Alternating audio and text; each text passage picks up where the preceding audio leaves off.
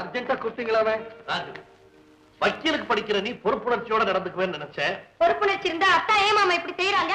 செய்யத்தான் துணிச்சல் வருமானு கேக்குறேன். இல்ல வருமானு கேக்குறேன். நான் செய்த தப்பு என்னன்னு புரியும்படியா சொல்றேன் கேளு ராஜு. ராஜு, எனக்கு ஒரே மகன் நீ. என்ன போலவே நீயும் ஒரு நீதிபதியா வரணும் தானே உன்னை வக்கீலுக்கே படிக்க வைக்கிறேன். நானும் அதை மனசுல வச்சுக்கிட்டு தானப்பா பொறுப்பா படிச்சுக்கிட்டு இருக்கிறேன். பொறுப்போட படிக்கிறவங்களுக்கு டென்னிஸ் என்ன வேண்டி கிடக்கு? டென்னிஸ். ஐ சீ. அவ்வளவு அக்கறை என் மேல உனக்கு இல்ல ராஜு. அவளுக்கு இல்லாம வேற யாருக்கு உன் பேர்ல அக்கறை இருக்க முடியும்? அது கிடக்கட்டும். பரீட்சை சமயத்துல இப்படி டென்னிஸ் விளையாட்டுல சுத்தினா எப்படி பாஸ் பண்றது? கேளுங்க மாமா, நல்லா உரைக்கிற மாதிரி கேளுங்க. நகர்.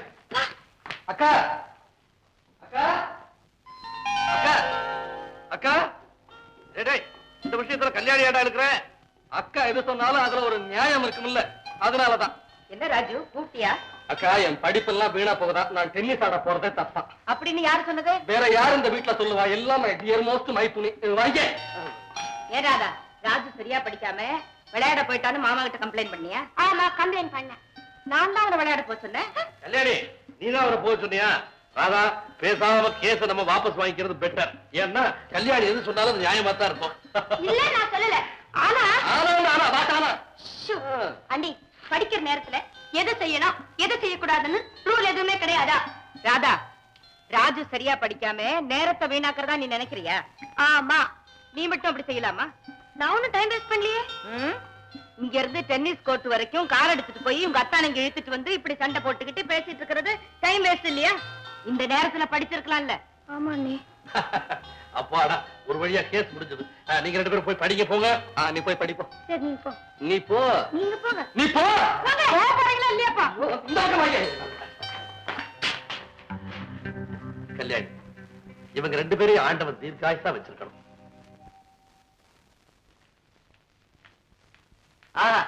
இதுல ஒண்ணும் குறைச்சல் இல்ல. 3 மாசத்தை வாடகை பாக்கி. ஏன் சார், பணம் கையில இருந்தா கொடுத்துட மாட்டேனா சார்? இந்த பாரு, இன்னையோட 3 மாசம் முடிஞ்சு போச்சு.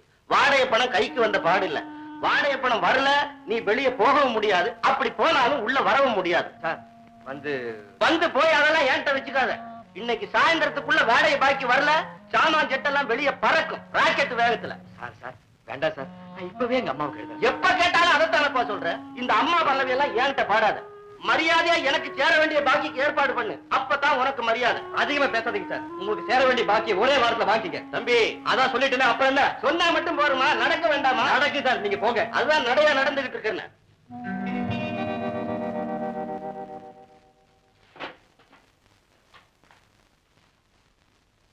அன்புள்ள அம்மாவுக்கு தங்கள் ராமு வணக்கத்துடன் எழுதி கொண்டது.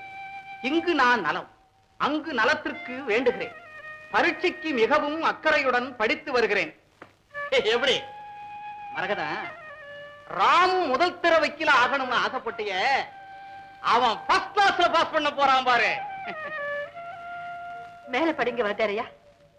ஒவ்வொரு தடவையும் எனக்கு பணம் அனுப்புவதற்கு நீங்கள் எவ்வளவு சிரமப்படுகிறீர்கள் என்பது எனக்கு தெரியும். ஆனாலும் நெருக்கடி ஏற்பட்டு விடுகிறது. ரூம் வாடகைக்காக வீட்டுக்காரர் ரொம்பவும் தொந்தரவு செய்கிறார். நீங்கள் பணம் அனுப்பாமல் இருக்க மாட்டீர்கள் என்பது எனக்கு நன்றாக தெரியும். எப்படி முடிந்தால் அதை சீக்கிரம் அனுப்பி வையுங்கள், எனக்கு நிம்மதியாக இருக்கும். ஆமா, இப்ப பணத்துக்கு என்ன செய்யறது?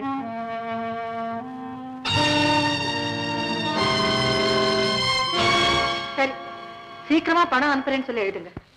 அதோட எவ்வளவு நெருக்கடி வந்தாலும் யாருகிட்டையும் கை நீட்டி ஒரு காசு வாங்கக்கூடாது. அதுலயும் பணக்காரங்களையோ பணக்காரங்களுடைய உதவியையோ நாடக்கூடாது. அப்படிங்கிறது உன் கொள்கை. அதை எழுதணும். உப்சாமே, உப்சாமே.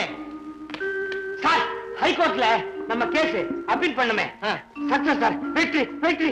Very good. கோர்ட்ல இருந்து போன் வந்துச்சா? அவங்க எப்படி போன் பண்ணுவாங்க? நான் போன் பண்ணி தெரிஞ்சுக்கிட்டேன். பல பல, நான் கேட்க சொல்றதுக்கு முன்னாடி நீயே தெரிஞ்சு வச்சுக்கிட்டியா?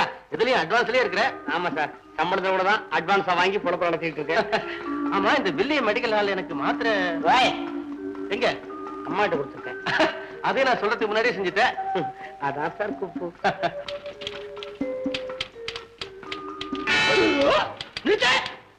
இல்லது வெயிட்ங்கிற வார்த்தைக்கு பதிலா ஒயிட்டில் அடிக்கிற. நீ டைப் அடிக்கிற, டை அடிக்கிற. Sorry sir, spelling mistake. பேனாவால திருத்துறேன் சார். பேனாவால திருத்துறதுக்கு டைப் ரைட்டிங் மிஷின் என்னத்துக்கு? உன்னை சொல்லி குத்தம் இல்ல.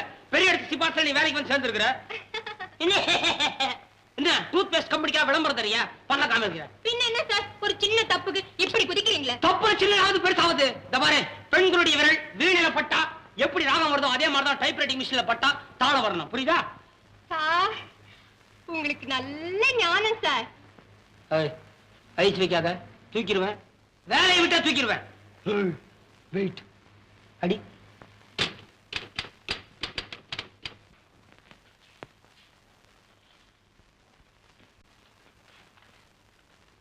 என்ன 3 பிள்ளைங்க இருக்குதுங்க. இதே வேலையா போச்சியா உங்களுக்கு? டாக்டரை கன்சல்ட் பண்ணி கண்ட்ரோல் பண்ணி கூடாதா? ஏன் வக்கீல் வீட்டுக்கு வரீங்க? அது இல்லைங்க, வந்து யோ, அளவோட பெத்து வளமோட வாழணும். புரியுதா? பாடுறதுங்க. அவதான் 3 பிள்ளைகளையும் ஆத்தா வீட்டுல கொண்டு போய் வச்சுக்கிட்டு என் மேல ஜீவனாம்ச கேஸ் போட்டுக்கிட்டு இருக்காளே, அப்புறம் எங்க வாழுறது?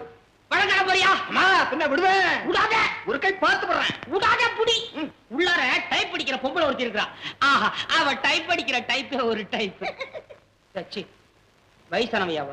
இந்த ஒழுங்கா மரியாதையா போய் வக்காலத்து படத்துல கையெழுத்து போட்டு வா.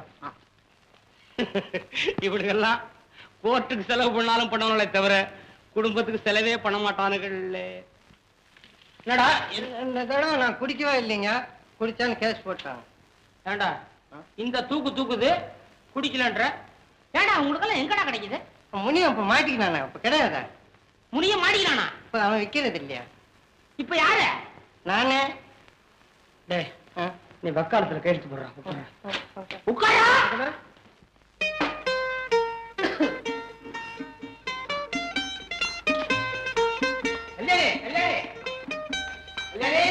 அடாடா, ஏன் இப்படி கத்துறீங்க? இந்தாங்க, உங்களுக்கு காஃபி தானே வேணும், சாப்பிடுங்க. ஆமா, ஆரம்பத்துல எல்லாம் எனக்கு தான் முதல்ல காபி போட்டு இருந்தேன். இப்ப எனக்கு தான் கடைசி சப்ளை. அதுவும் நான் பல தடவை கரடியா கத்துன பிறகு. உங்களுக்கு காலையில இருந்து கட்சிக்காரங்க கோர்ட்டு கேஸ்னு மூளையே குழம்பி போச்சு. அதனாலதான் முதல்ல சாப்பிட்ட காப்பியை மறந்து போயிட்டீங்க. இந்தாங்க 2வது காஃபி. மறந்துட்டே இல்ல. இந்த பாயிண்ட் என்கிட்ட கூடவா? எஸ் எஸ் எஸ் எஸ், உங்களுக்கு நிச்சயமா 2வது காஃபி தேவைப்படுது. சாப்பிடுங்க. அது நீ கரெக்டா புரிஞ்சுக்கிட்டியே. ஏன்னா இன்னைக்கு நான் கோர்ட்ல ஆஜராக வேண்டிய கேஸ அக்கு வேற ஆணி வேறையா பிரிச்சு பக்குன்னு வாதாட வேண்டிய பாயிண்ட்ஸ் எல்லாம் சேர்த்து வச்சுக்கிட்டேன். அதானே பார்த்தேன். உங்களுக்கு பாயிண்ட் கிடைக்கலன்னா இந்நேரம் வீட்டுல இருக்கிற சாமான் எல்லாம் ஜாயிண்டா போயிருக்குமே. நீயா பேசுற கல்யாணி? கம்பன் வீட்டு கட்டுத்தறி கூட கவி பாடும்னு சொல்லுவாங்க. கந்தசாமி வீட்டு கத்திரிக்காய் கூட பூசணிக்காய்னு நீ சொல்லி வாதாடி கேட்கிறே இல்ல? இல்ல, பழைய ஞாபகமா? பின்ன என்ன புது கற்பனையா? டைம் ஆச்சு. எதுக்கு? கோர்ட்டுக்கு. கோர்ட். கொஞ்சம் இருங்க, இங்கே வருது case.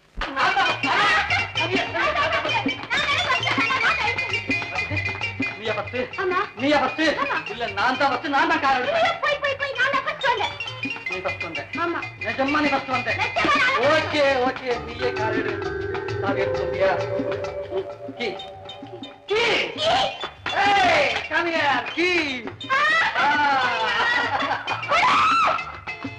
I want key. Here you take it. Huh? ஐயோ. அதான் key. இன்னும் பல வீடியோக்களை காண சன் லைஃப் சேனலை சப்ஸ்கிரைப் பண்ணுங்க.